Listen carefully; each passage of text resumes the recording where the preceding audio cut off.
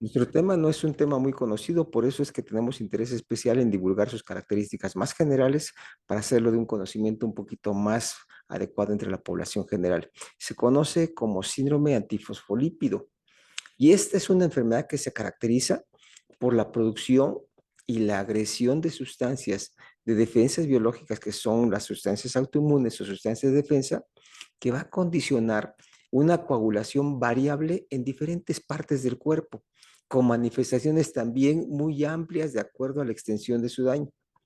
Es considerado como una enfermedad obviamente rara por no ser bien identificada en el momento en el que se manifiesta y de forma adicional, sus manifestaciones en la mayoría de los casos se les puede llegar a considerar entonces como enfermedades diferentes o un comportamiento errático. De ahí que su frecuencia no sea precisa hasta el momento en la actualidad al no poderse relacionar con sus manifestaciones y desafortunadamente no llegarse a considerar en los inicios en la forma de llegar a elaborar en los diagnósticos. De manera natural, los anticuerpos son sustancias de defensa que se producen por algunas células especiales para defender a los tejidos corporales de las agresiones químicas o biológicas específicas ajenas a la naturaleza de las células humanas. En estas enfermedades autoinmunes, el anticuerpo carece de esa condición específica y causa daño a compuestos biológicos celulares del propio cuerpo que las produce. Existen así diferentes tipos de enfermedades autoinmunes, tantas como variantes de daños causados por las sustancias biológicas no específicas. Algunas, como la enfermedad del lupus, atacan la estructura que le da sostén a la estructura que se llama colágena a muchos tejidos. Otros, como la fiebre reumática, algunos componentes articulares también específicos. En esta enfermedad, la sustancia alterada afecta la integridad química de los compuestos formados por grasas y fósforo que normalmente se encuentran en las membranas celulares o a sustancias que las llegan a transportar. Estos anticuerpos condicionan primero la activación de una respuesta inflamatoria dentro de los vasos donde llegan a circular, modificando entonces el equilibrio que existe de la coagulación sanguínea, disminuyendo la sustancia que impide la coagulación y además modificando la función de las células relacionadas con la activación de la coagulación sanguínea, que son las células de la parte interna de los vasos sanguíneos y las plaquetas. Bajo esas circunstancias se desarrolla la tendencia a empezar a formar coágulos, que son conocidos también con el nombre de trombos, que pueden ser de los vasos venosos, que normalmente son los vasos que llevan la sangre al corazón, o a partir de los vasos arteriales, que son los que llevan la sangre del corazón al resto de los tejidos, también en grados variables, que serán ellos, estos factores variables, los que determinen sus manifestaciones relacionadas con la que se expresa o causan las alteraciones en los pacientes. Esta enfermedad se describe en forma inicial desde la década de los 50, con hallazgo de algunas sustancias anormales en la sangre a partir del siglo pasado, en los 60, y se establece su asociación con muertes fetales a partir de la siguiente década, en los 70, logrando ya desarrollarse la tecnología adecuada para ir identificando los anticuerpos relacionados con las descripciones en la población adulta a partir del año o de los años 90 y considerando reporte de casos en adolescentes y niños durante los últimos 10 años. Es señalada en la actualidad como una enfermedad rara, pero el problema básico puede ser la falta de una información conveniente sobre su existencia. Esta enfermedad puede presentarse bajo dos circunstancias especiales. En forma aislada, que se considera como de tipo primario, o bien asociado a otras enfermedades autoinmunes que las considera entonces como secundarias. La frecuencia del tipo primario se desconoce de una forma precisa, ya la de tipo secundario se llega a asociar hasta en el 50% de las ocasiones de todos los casos en los que se padece una enfermedad autoinmune. No se tiene conocimiento de su frecuencia entre la población menor de los 20 años, pero en estudios reportados se ha encontrado que la mayor frecuencia Se presenta en una edad media de los 10 años sin predominio de sexo. Algunos estudios epidemiológicos tratan de establecer la relación posible entre esta enfermedad con las manifestaciones relacionadas como embolias cerebrales, infartos en edades tempranas, abortos recurrentes en algunas personas embarazadas, dolores de cabeza en la población juvenil y otras alteraciones asociadas con la deficiencia en la circulación sanguínea. Se considera que existe relación genética al hallar de forma frecuente antecedentes similares en los familiares de quienes padecen este tipo de cuadros. No es raro que se encuentre un familiar paciente joven o niño con antecedente familiar de un ascendente con una enfermedad reumatológica. Esta enfermedad se deberá de sospechar en su desarrollo de una manera en forma temprana, con la existencia del cuadro, como ya lo señalamos, en alguno de sus padres. Esta enfermedad tiene una gran variedad de manifestaciones que en primer lugar son diferentes a lo encontrado en el paciente adulto, ya que su afección se asocia con otros factores adicionales. En el niño mucho depende de la edad y la forma como lo puede expresar el mismo niño. Y por último, de las manifestaciones que se relacionan con los vasos sanguíneos que resulten afectados.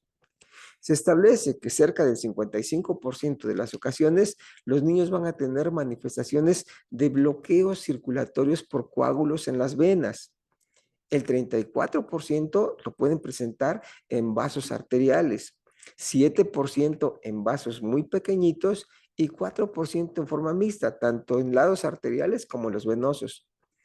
En cada ocasión que se produce la obstrucción venosa, se tendrá dificultad a la eliminación de las sustancias de desecho y además también existirán manifestaciones por la congestión circulatoria que se va a expresar a través de un aumento de volumen o zonas en las que se logran notar aumentos de volumen como una parte que está hinchada sin una causa aparentemente justificada.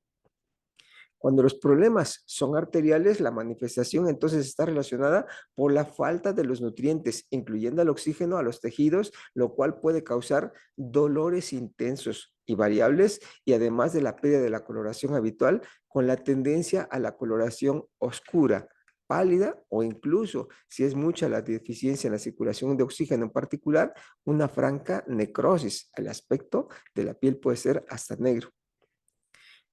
Los pacientes pediátricos con este síndrome, pero de tipo primario, debutan en especial en edades más tempranas y con mayor frecuencia de sucesos trombóticos de las arterias, mientras que el síndrome antifosfolípido secundarios a enfermedades autoinmunes se presentan en edades mayores y con mayor predominio en la circulación venosa.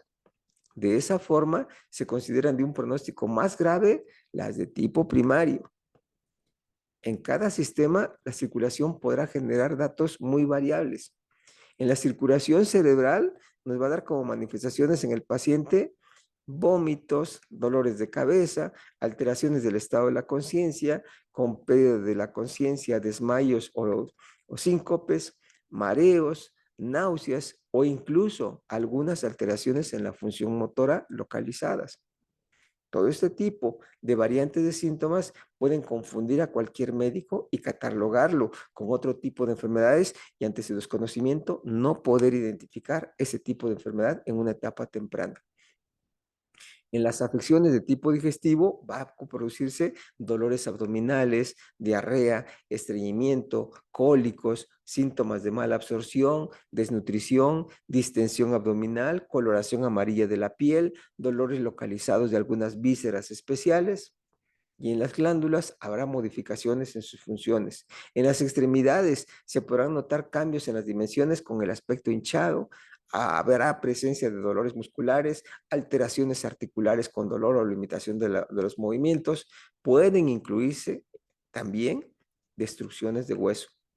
En el sistema pulmonar será frecuente el dolor de pecho, ya que habitualmente los coágulos se desintegran en ese sistema, pero en inicio, al bloquear su circulación, pueden generar dolor por irritación de su capa superficial de los pulmones.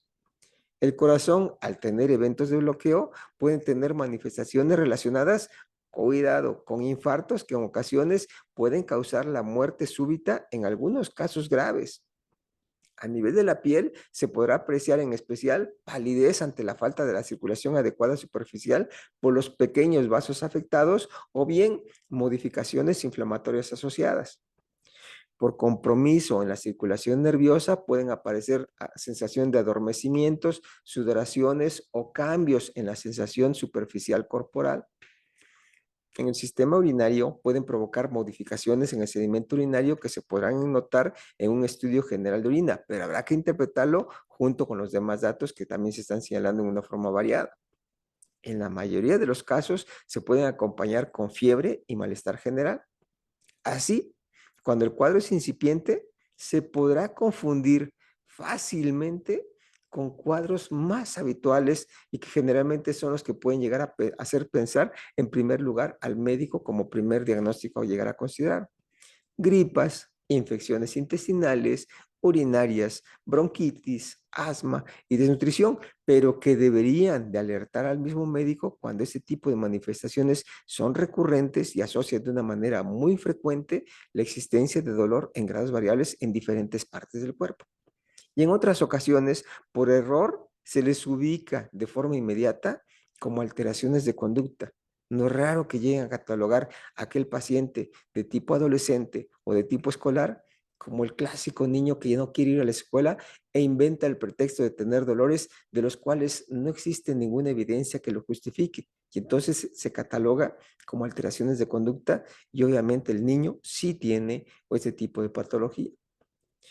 Si esta enfermedad avanza, los cuadros más evidentes van a incluir un coágulo en la vena mayor del cerebro, un coágulo de los vasos profundos de las piernas o un evento de embolia cerebral que también se puede llegar a presentar como manifestaciones de evolución en la complicación de una manera mucho más significativa. Esta enfermedad también debe considerarse cuando la madre gestante la padece y el niño desarrolla datos asociados en las primeras semanas de vida, ante la posibilidad de riesgo que fallezca por trombosis vasculares, siendo confundido muy frecuentemente por la mayoría de los médicos en instituciones hospitalarias como una sepsis fulminante de foco séptico no identificado. Por favor, ese tipo de cosas, cuando no tenemos un foco séptico identificado, debemos de buscar otras causas que nuevamente nos hagan buscar o identificar otro tipo de diagnósticos que sean un poquito más específicos. Se confirma este tipo de problemas con estudios de laboratorio y de gabinete. Su tratamiento va a justificar el empleo de medicamentos para controlar y evitar la coagulación por existir alto riesgo de generar coágulos posterior a un evento de trombosis o después de suspender el tratamiento de anticoagulación. Es la principal enfermedad que puede causar coágulos en la etapa de pediatría y es la enfermedad en la cual podemos encontrar eventos de tipo vascular en edades pediátricas, lo cual no es muy frecuente, pero es necesario que tomemos en cuenta esta enfermedad para llegar a dar un manejo un poquito más apropiado y derivarle de una manera muy temprana a la atención por el especialista que tiene más experiencia en este caso, que en este caso corresponde al reumatólogo pediatra que lo puede manejar de una manera más fácil y lo puede identificar de una manera mucho más precisa.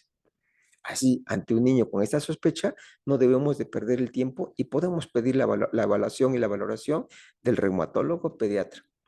Si un niño o algún adolescente tiene datos recurrentes con alguno de los tipos de las alteraciones referidas, a pesar de los tratamientos que se le hayan dado, no llegue a dudar en comentar esta opción con su médico a fin de evitar evoluciones más dramáticas.